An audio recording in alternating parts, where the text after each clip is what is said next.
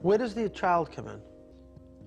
My son? Crossed over? Yes. He says to me, this was my death time. And he shows me the number 29 The 29th? of December. He says, I'm the December 29 man. Would that be your brother? That be your son? He goes, Mom, I'm the December 29th man. My son Nicky died at 18 of Ewing sarcoma, a rare cancer that affects children and teens. I have written an amazing book called Unconditional Love. My book and the potential screenplay is about a mother's unconditional love and her son's courage. I think it's a book that will help people that may be going through a similar circumstance in their life, to hear that other people go through it and they're not alone, and that there is hope regardless of the end scenario. It's important, and I think it'll speak volumes to people, especially coming from your perspective of the unconditional love. Our book will also help bring awareness to the public and to families facing a loved one diagnosed with a terminal illness. I personally lost a sister to cancer a couple of years ago, and I know what that pain is like. And just to lose a child, I could never imagine. It is the story that both changed my life and I know will help countless people. It is about being fully alive in the face of death.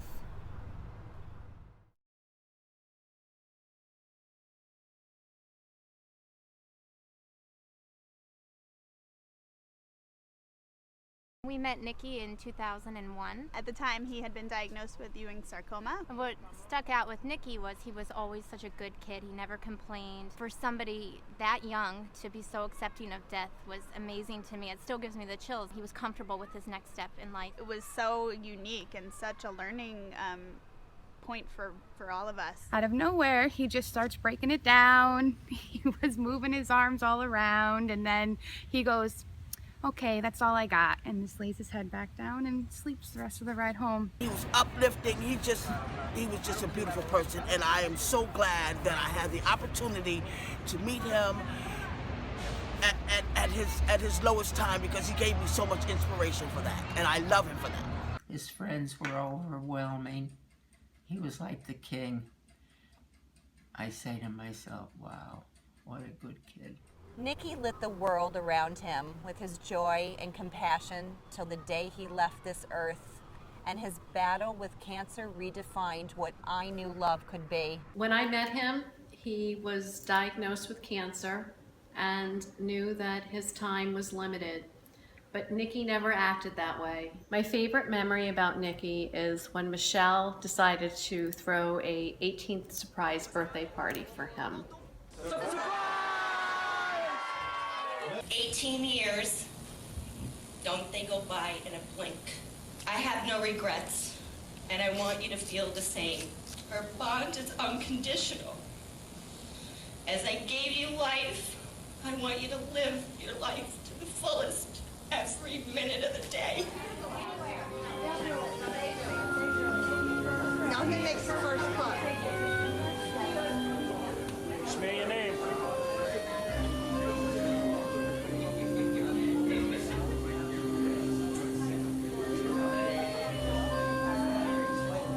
The love between the two of them was just amazing and strong and spiritual, and so many of us can gain in learning and knowing and reading about what love is. It's an inspiring story about a selfless love that exists in all of us. I am asking all of you to help with the cost of completing this last draft of the book and getting it published.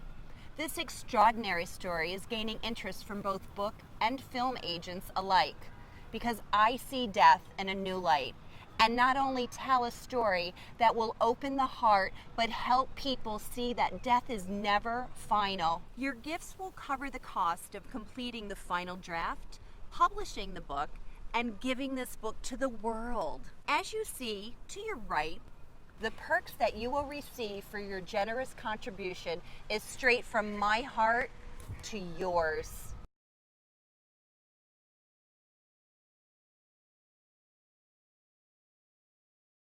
From receiving copies of my book to an end of campaign dinner, I want to thank you for pressing the button and donating to this book's success. Together, we can make my book reach the people who need to read it. Team Nikki thanks you so much for your support.